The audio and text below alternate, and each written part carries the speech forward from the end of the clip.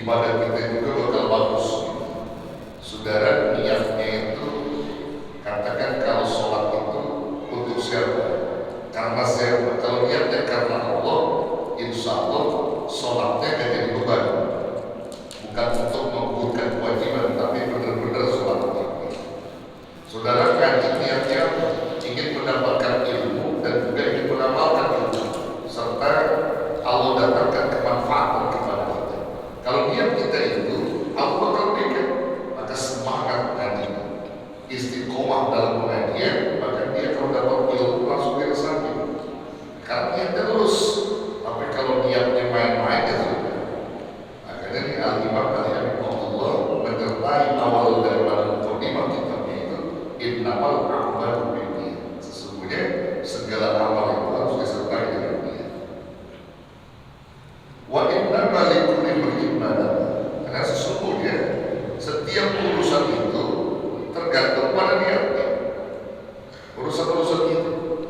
Faman kanat hijratuhu ila Allah wa rasulih, fa hijratuhu ila Allah wa rasulih.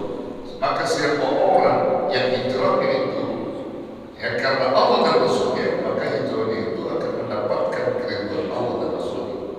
Jadi Nabi menisbahkan ketika hijrahnya para sahabat. Jadi kalau sahabat-sahabat pada hijrah seperti itu, hijrahnya dia karena kalau dia hijrahnya karena Allah dan Rasulnya, dia dapat keridhaan Allah dan Rasulnya. Tetapi sebaliknya, ya sebaliknya, wa man kanat hijratuhu ila dunya yusibuha aw imra'atin yankihuha fa hijratuhu ila ma hajara ilaihi. Dan siapa orang yang hijrahnya itu karena mengharapkan dunia yang dicarinya atau perempuan-perempuan yang ingin dinikahinya, fa hijratuhu ila ma hajara ilaihi. Maka hijrahnya itu tergantung apa yang dihijrahkan tadi, yang diniatkan. Jadi kalau dia niat hijrah itu karena mencari dunia, dapat dunia. Dia hijrah pengen menikahi perempuan dan dapat perempuan gitu. Nah, ini artinya segala perbuatan apapun yang kita lakukan di dunia ini dalam persoalan ibadah, maka harus disertai niat yang matang. Ya, niat yang matang. Qasdun niatnya benar gitu. Maka kalau orang niatnya udah bagus, Pak, biasanya itu langkah-langkahnya juga bagus. Itu kalau dalam kelompok manusia kan dibagi tiga tuh, dalam urusan-urusan ibadah, dalam urusan yang mau diwariskan Allah melalui Quran dan Sunnah, itu ada tiga kelompok. Dan tiga kelompok itu Bapak bisa bukan surah Fatir itu yang tiga. Surah Fatir ayat 32 itu Allah jelasin itu. Allah mewariskan Quran, kemudian tuntunan-tuntunan perintah itu kepada tiga kelompok. Tiga kelompok menyikapinya macam-macam. Menyikapi perintah Allah dan Rasulnya itu macam-macam. Dalam membahas Quran, membahas Sunnah, dalam dia bersikap begitu, responsifnya itu beda-beda. Yang pertama, kelompok manusia yang disebut dengan zalimun li nafsi. Kelompok yang zalim pada dirinya sendiri. Orang kalau udah zalim pada dirinya sendiri, ini disebutkan atau dijelaskan bahwa orang yang zalim pada dirinya biasanya udah melupakan apa yang menjadi perintah Allah. Sholat udah dia tinggalin, puasa dia udah mau kerjain, ya boro-boro dia mikir, boro-boro dia baca Quran. Zalim di nafsi. Di kelompok ini ada nih, ya setiap di lingkungan itu saya ada orang yang zalim pada diri. Amal urusan ibadah itu ubah gitu. Kalau di mukmin ada pengajian, bukan itu bukan. Ada berjamaah, karena dia zalim dia berdiri. Ini orang macam begini ini sulit untuk mendapatkan peringatan-peringatan yang sulit karena dia berzalim di kelompok yang lain. Nah, kelompok yang kedua disebutkan oleh Allah adalah kelompok al-muqtasimah. Al-muqtasimah ini kelompok tengah-tengah. Ya, kelompok tengah-tengah. Maksudnya gimana?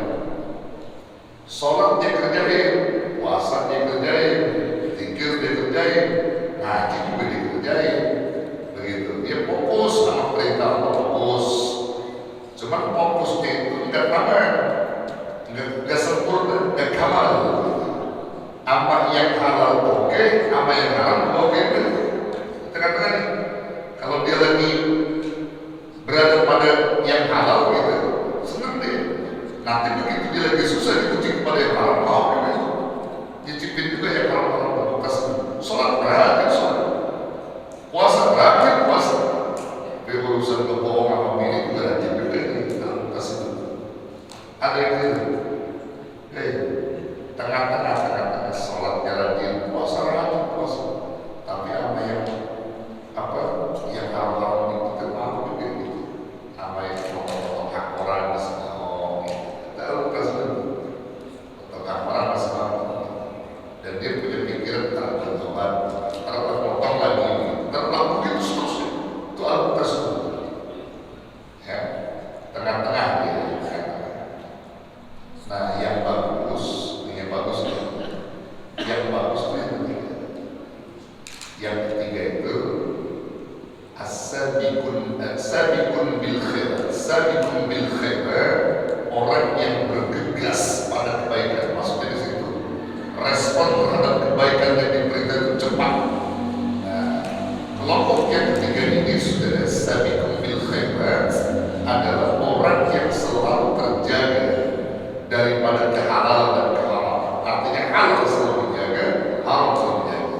Sebisa mungkin haram gak ada dalam hidup ini. Kerjanya fokus berpikir, ingat Allah. Kalau dengar kebaikan cepat. Di mana ada taklim jalan, di mana sholat berjamaah jalan, di mana baca Quran jalan, cepat dia. Kalau urusan bagus kebaikan itu cepat dia. Nangkapnya cepat juga. Bergegas cepat.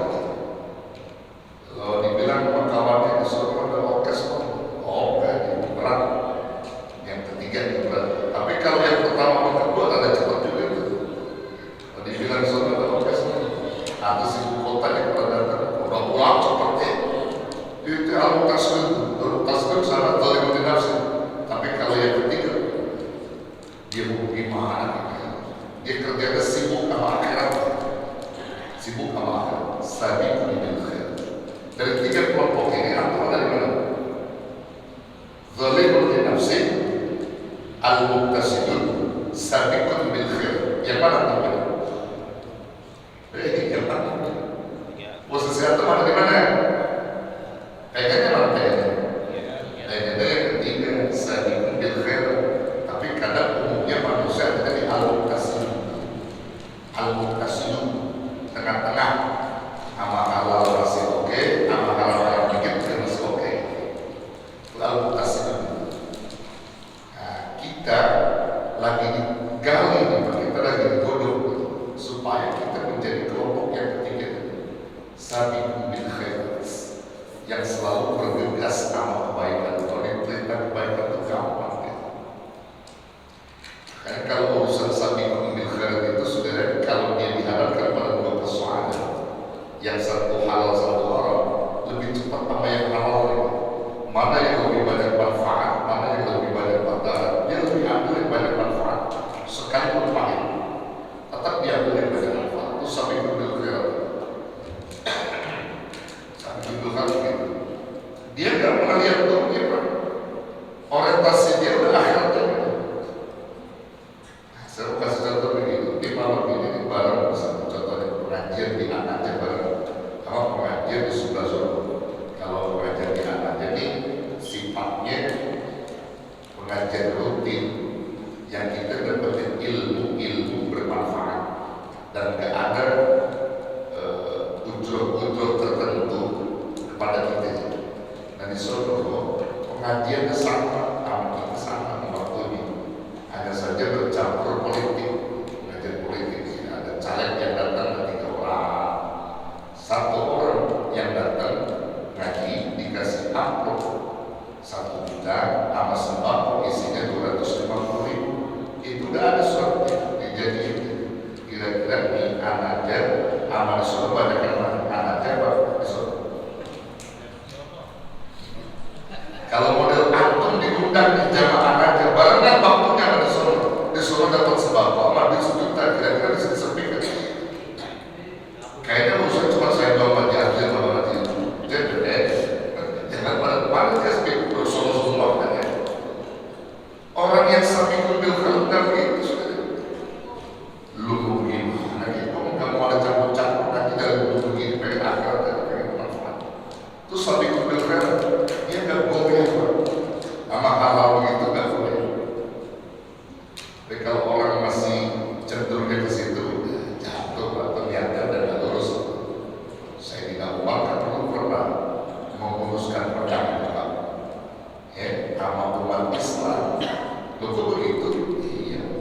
Di kota Madinah, Sayyidina Umar itu biasa habis maghrib itu apa namanya terusin seperti Rasulullah lakukan pada sahabat-sahabat yang lain begini. Udah tahu haji Pak. Satu ketika itu Sayyidina Umar haji, kok tiba-tiba sepi, ada dua orang pada kemana?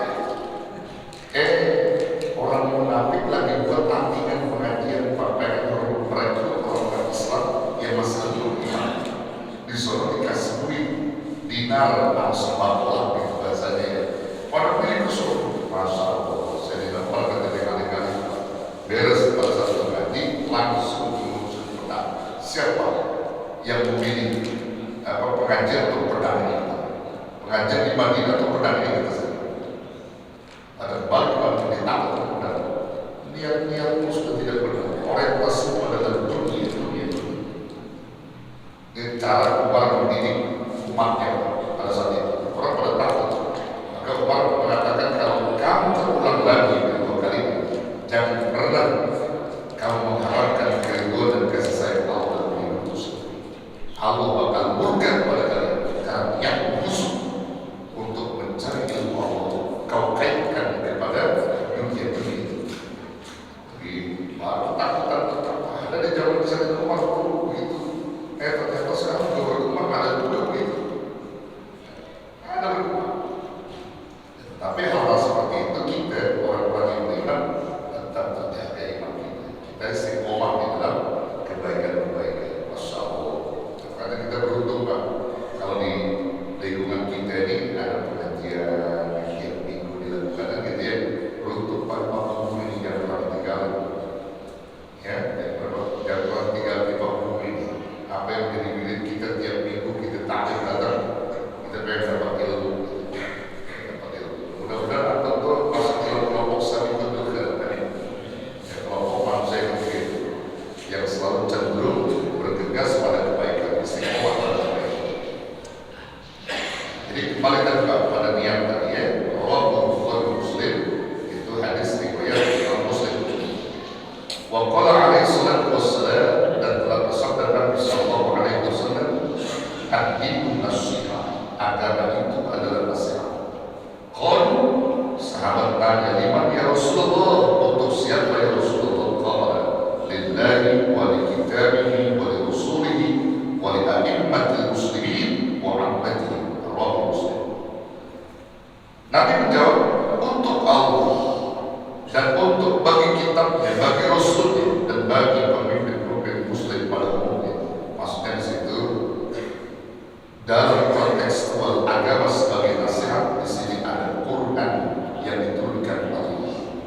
Quran yang diturunkan Allah dibawa oleh Rasulullah, isinya sebagai nasihat untuk orang-orang yang mendengar, membaca, dan memahami. Untuk Rasulullah, hadis-hadis yang Rasul sampaikan itu pun sebagai nasihat untuk orang yang mendengar, membaca, dan meneliti. Begitu juga adalah imam-imam, para pemimpin orang-orang muslim. Ini semua menjadi nasihat ketika dia berada dalam agama Islam. Bagaimana pemimpin Islam yang dimaksudkan? Kalau dia menjadi pemimpin dan dia keluar yang beliau dari agama Islam, maka mesti harus sadar. Dia harus sadar bahwa Islam mengajarkan bahwa agama itu sebagai nasihat. Maka kalau dia sebagai pemimpin yang keluarnya dari agama Islam. Jadi kalau pemimpin Islam kan orientasinya kan keakhiran, bukan macam-macam keakhiran. Seperti apa yang telah digambarkan oleh Abu Bakar As-Siddiq. Itu tiru begitu. Coba lihat Abu Bakar As-Siddiq ketika dia menjadi pemimpin khalifah pertama ya.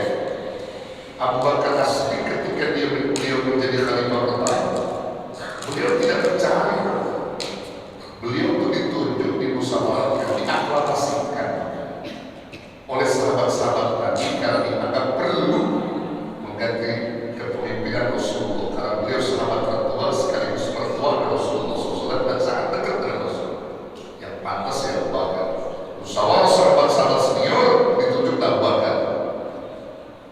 Dilantik Abu Bakar jadi khalifah. Setelah dilantik, beliau berpidato karena diminta untuk sambutan berpidato. Isi pidatonya ini yang perlu kita renungi, saudara. Itulah inti daripada pemimpin Islam. Artinya pemimpin yang keluar dari agama Islam, maksudnya embrionya dari Islam itu. Kalau dia sebagai Muslim jadi pemimpin, begitu tuh pemimpin. Gimana? Apa katanya? Saya ambil beberapa kalimat tadi dari apa yang disampaikan beliau. Ketika dia mengucap salam, setelah itu dia sampaikan dengan poin yang tegas, ayuhan nas, fa inni qad ullitu alaikum wa lastu bi khair, in ahsantu fa'amiluni wa in asatu faqawwimuni, as-sidqu abada wal kidhbu khiyar, ati'uni ma ata'tu Allah wa rasulah wa in asaitu Allah wa rasulah fala ta'atil alaikum rasul. Isinya padat. Kalau kita mengerti dan pelajari, ayuhan nas, wahai sekalian manusia, fa inni qad ullitu alaikum, sesungguhnya aku ini sekarang akan menjadi pemimpin atas kalian. Walastu bi khairikum, padahal aku bukan orang yang terbaik di antara kalian. Tawadu Abu Bakar. Aku ini bukan orang terbaik, maksudnya masih banyak sahabat-sahabat yang terbaik. Tapi lantaran ini adalah pilihan musyawarah para sahabat senior, maka mau tidak mau aku pasrahkan diri kepada Allah dan ku terima kepemimpinan ini. Walastu bi khair, in ahsantu fa'amiluni, jika aku ini berbuat baik dalam memimpin kalian, fa'amiluni, maka tolonglah, bantulah aku untuk melakukan kebaikan-kebaikan itu. Minta dibantu. Kalau saya berbuat baik dalam memimpin kalian, bantu kalian. Wa in asatu faqawwimuni, dan jika aku ini berbuat buruk dalam memimpin kalian, luruskan kepemimpinan, luruskan. Faqawwimuni, tegakkan, luruskan. Akan dalam riwayat yang lain, Sayyidina Umar siap untuk diluruskan dengan pedang. Ada Sayyidina Umar ketika diganti menjadi khalifah, maka senada diucapkan oleh Abu Bakar dan Khalifah Umar mengikuti Khalifah Abu Bakar. Maka saat itu ada umat yang di tengah-tengah, di mana Abu Bakar berpidato, apa katanya? Ya Amirul Mukminin, aku siap meluruskan kesalahanku sebagai pemimpin dengan pedangku ini. Itu artinya apa? Nyawa taruhannya. Kalau salah, menggabel. Saya dulu merasa senyum, Pak. Berterima kasih kepada Allah ada menjadikan di tengah-tengah umatnya yang berani untuk meluruskan kesalahan dalam memimpin ini dengan pedang. Umar tersenyum, Pak. Kalau model RT jadi RT, ketika RT sambutan, siapa di antara kalian kalau sekiranya aku nanti memimpin kalian jadi RW salah, aku siap meluruskan. Maka ada tuh warga RT yang bilang, saya RW, sambil menggolong gitu. Saya akan bacok kalau salah kalian marah kan? Marah kan? Marah tuh RW. Tapi Umar senyum, bersyukur masih ada di tengah umatnya yang mau meluruskan dengan pedang. Kembali ke Abu Bakar tadi. Abu Bakar, jika aku ini salah dalam memimpin kalian, aku siap diluruskan. Lalu kemudian as-sidqu amanah, kejujuran itu adalah amanah. Wal kidhbu khiyar, dan dusta itu adalah khianat. Jujur amanah, dusta khianat. Ini pemimpin Pak.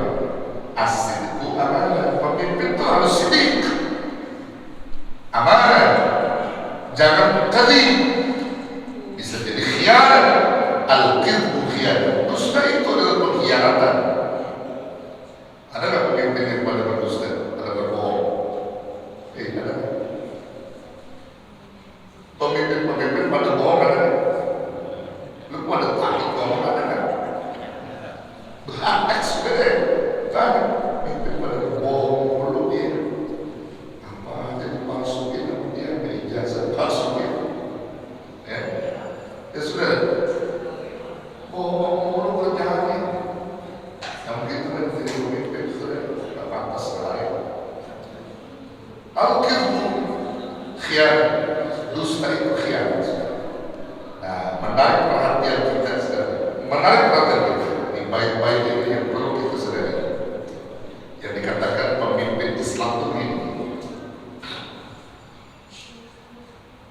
ati'uni ma ata'tullaha wa rasulah.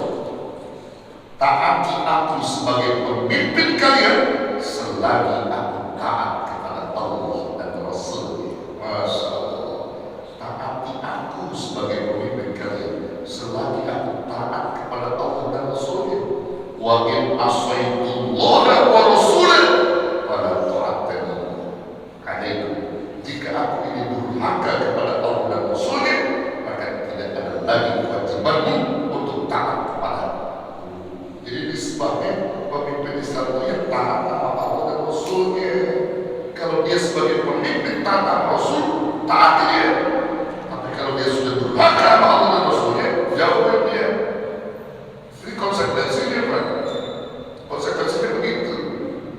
Ada RT jadi pemimpin kita, kerjaan negara dan pengelola judi. Jangan ditaatin dan kudu ganti sendiri. Ada RT yang begitu. Kerjanya mancing, main judi, sholat apa, wajib juga mau. Itu RT. Ada RT yang begitu kan? Itu pada tak penting aja ada yang begitu. Ada sudah ada RT yang begitu.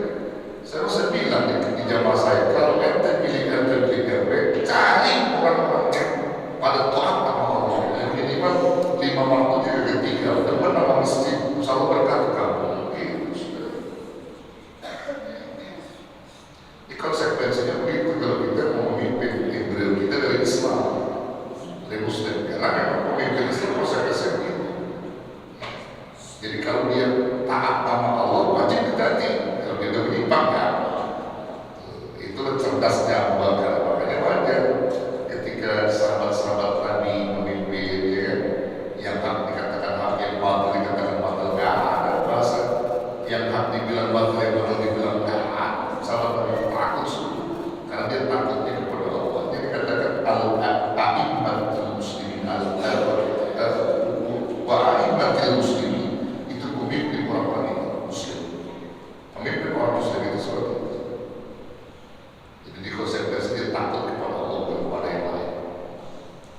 Sayyidina Umar, ya saudara, itu pernah anaknya yang kita kenal dengan Ibnu Umar waktu masih kecil, beliau jadi Amirul Mukminin di Sayyidina Umar. Ketika ada kitab Tanbul Ghafil itu, bukan kitab Tanbul Ghafil, cerita Sayyidina Umar, riwayat cerita Sayyidina Umar ketika pengen disuplai minyak sawit dia untuk diberikan kepada warga, maka saat itu anaknya namanya Ibnu Umar itu bantuin termasuk Umar bantuin masukin ke gerobak lagi kontak untuk dikirim ke salah satu lokasi diberikan kepada orang miskin.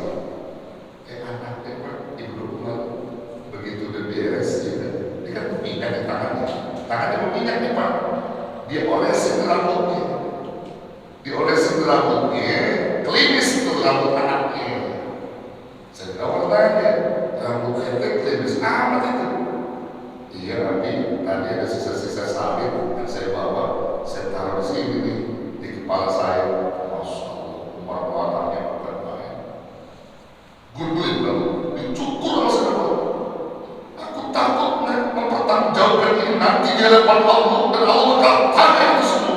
Masya Allah, cuma bekas minyak rambut, minyak sawit Pak, apa salahnya sih? Saking takutnya Umar, bayangin. Minyak sawit boleh dibawa, ada sisa-sisa di tangan, ditempelin ke rambutnya anaknya tadi itu. Sayang baju kata dia. Umar marah banget, otaknya lalu istighfar Allah. Aku takut dia kepada Allah. Ada pemimpin yang begitu? Ya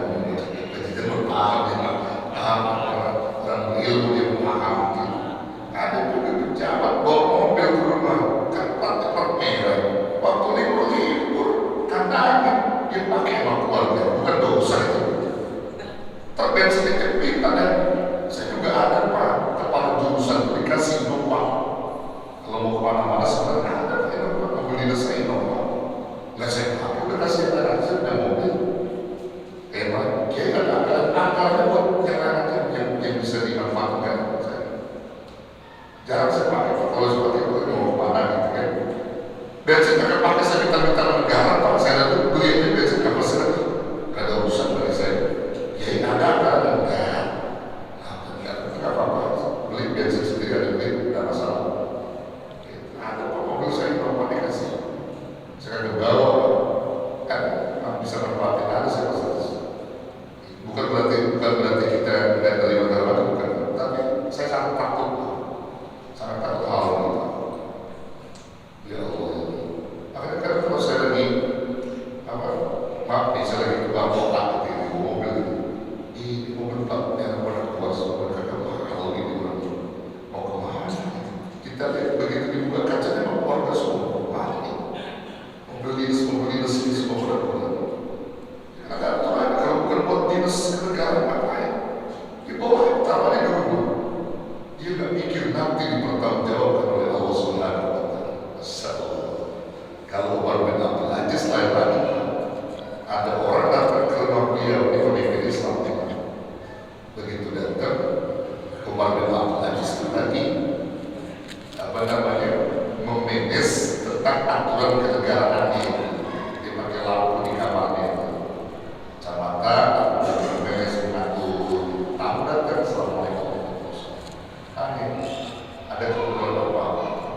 Saya butuh sesuatu sama kalau ini pengen nanya sesuatu berkaitan dengan negara atau masalah pribadi saja. Pribadi atau lebih baik. Di mata itu TV pakai pelintang. Pelintangnya dari wanita itu sendiri. Kata setamunya, enak-enak pakai lampu kok, malah pakai pelintang. Kalau ini belak-belakan begini, ini aset negara.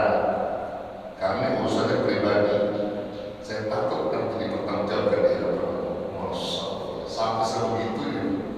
Ada nggak kira-kira pejabat kita yang begitu? 1001. Ya cuma kayaknya mau wajar begitu saya kira. Ya saudara yang dirahmati Allah, ini kan perlu nih pemimpin Islam itu begitu. Masya Allah. Ya, maka ini belajar dari apa yang disampaikan oleh Al-Habib Abdullah dari pertimbangan ini. Oh, pantas tahu ini agama sebagai nasihat kita, sebagai nasihat dan juga pemimpin Islam wajib dinasihati dan wajib dia menasihati dirinya. Ketika dia beragama Islam, maka Islam itu sebagai nasihat dalam hidupnya. Wahada kitabun alafnahu wa jama'na fihi nubdhan min an-nasaih diniyah.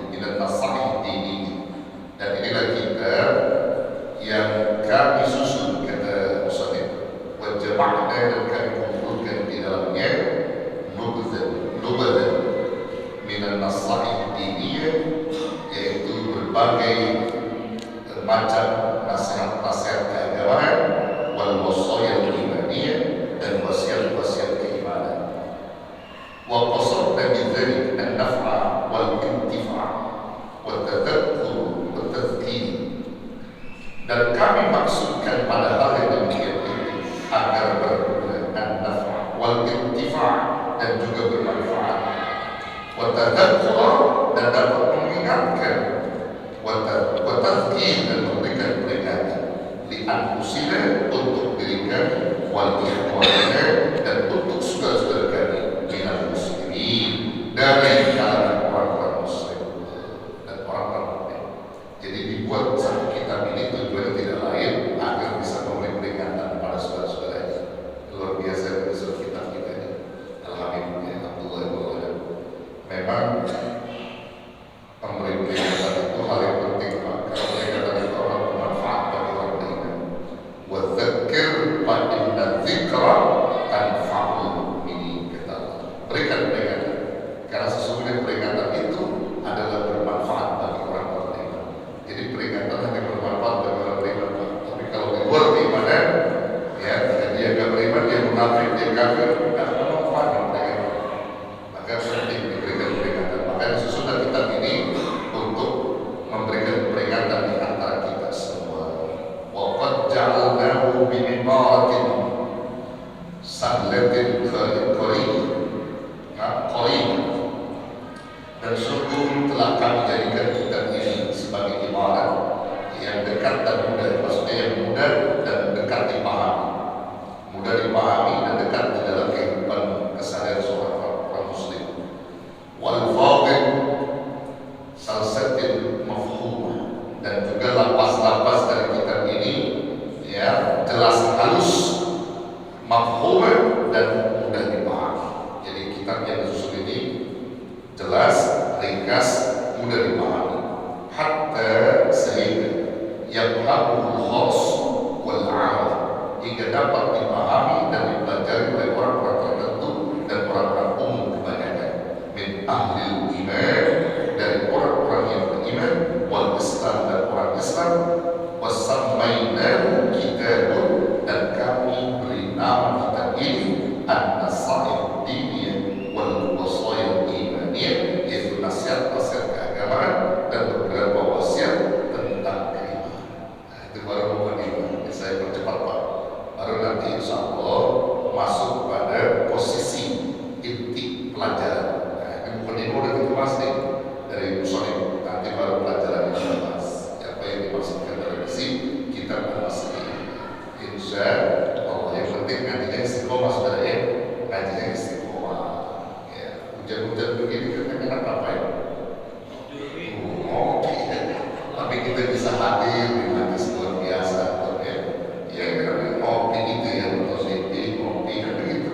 Tapi kita sibukkan diri kita untuk ngaji, untuk mendapatkan ilmu yang bermanfaat. Coba kalau di rumah dapat korma ya, dapat nggak korma? Karena di sini mendapat korma itu berbeda berkah. Korma di majelis ilmu sama korma di rumah beda. Beda kan? Beda. Kalau di sini kan korma udah dibacain zikir, dibacain ilmu Allah, makanya berkah insya Allah.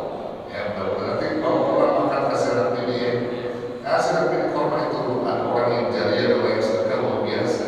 Mudah-mudahan jariah yang diterima Allah ya, berkah dikasih korma buat manusia itu. Jadi saya ingat waktu di Madinah itu Pak, lagi ngaji nih sama Syekh, namanya Syekh Ihsan Al-Misri. Itu saya kalau ngaji itu di Madinah itu Pak, paling depan Pak. Dan depan saya pengen disuruh, bener aja disuruh, ya bener aja disuruh. Ya, dia tanya, Mas, ya saya jelaskan resmi Muhammad Rasulullah. Mirip kan? Anda minum Indonesia, mau minum Indonesia. Iftah betul-betul, ikut. Bukan kita baca. Begitu baca itu, afsul kalam minna. Qara'tu kita. Kamu begitu hebat baca itu. Antum al-mudaris di Indonesia. Lalu ada talib ya Syekh. Lalu antum al-mudaris, antum dosen atau guru di Indonesia. Paham itu dari bahasa